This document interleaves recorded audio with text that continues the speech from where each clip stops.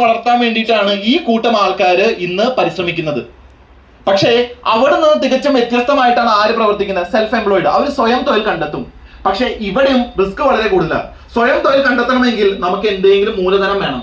ആ മൂലധനം ഉണ്ടായാൽ മാത്രം പോരാ. ഇന്ന് ഇന്ത്യൻ ഗവൺമെന്റ് പറയുന്നത് 90% സ്വയം തൊഴിൽ കണ്ടെത്തുന്ന ആൾക്കാർ ആദ്യത്തെ കൊല്ലത്തിൽ തന്നെ പരാജയപ്പെടുന്നുണ്ട്. ബാക്കി 8% ആൾക്കാർ അടുത്ത 2 കൊല്ലത്തിൽ പരാജയപ്പെടുന്നുണ്ട്. ബാക്കി 2% ആൾക്കാർ അടുത്ത 10 കൊല്ലം വരെ സസ്റ്റെയിൻ ചെയ്യുന്നുണ്ട്.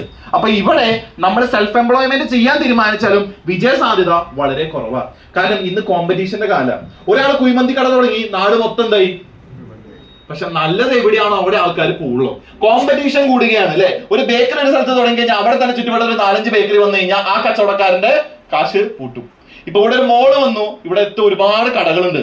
ആ മോള് വന്നു കഴിഞ്ഞു കഴിഞ്ഞാൽ ആൾക്കാർ അവിടുത്തെ സൂപ്പർ മാർക്കറ്റിൽ നിന്ന് പോയിട്ട് സാധനം വാങ്ങും. അപ്പൊ സെൽഫ് എംപ്ലോയ്മെന്റ് ചെയ്യുന്നതിൽ കുഴപ്പമില്ല. പക്ഷെ പ്രശ്നം എന്താണെന്ന് വെച്ച് കഴിഞ്ഞാൽ ഇവിടെ ഒന്ന് നമ്മുടെ വിജയ സാധ്യത വളരെ കുറവാണ്. രണ്ടാമത് റിസ്ക് വളരെ കൂടുതലാണ്. മൂന്നാമത്തെ കാര്യം എന്ന് വെച്ച് കഴിഞ്ഞാൽ ഇവിടെ പ്രവർത്തിക്കുന്ന ഒരാളെ സംബന്ധിച്ച് അവർക്ക് ഭയങ്കര ടെൻഷനും സ്ട്രെസ്സും ആയിരിക്കും. കാരണം എന്താ? ഇതെല്ലാം കോർഡിനേറ്റ് ചെയ്യുന്നത് ഈ ഒരു വ്യക്തിയാണ്. കഥ, തിരക്കഥ, സംഭാഷണം, സംഘടനം എല്ലാം ഒരാൾ തന്നെയാണ്. ഇത് പാർട്ണർഷിപ്പിലുള്ള ബിസിനസ് ആണെങ്കിൽ സംഘടന ആയിരിക്കും ലാസ്റ്റ് രംഗം.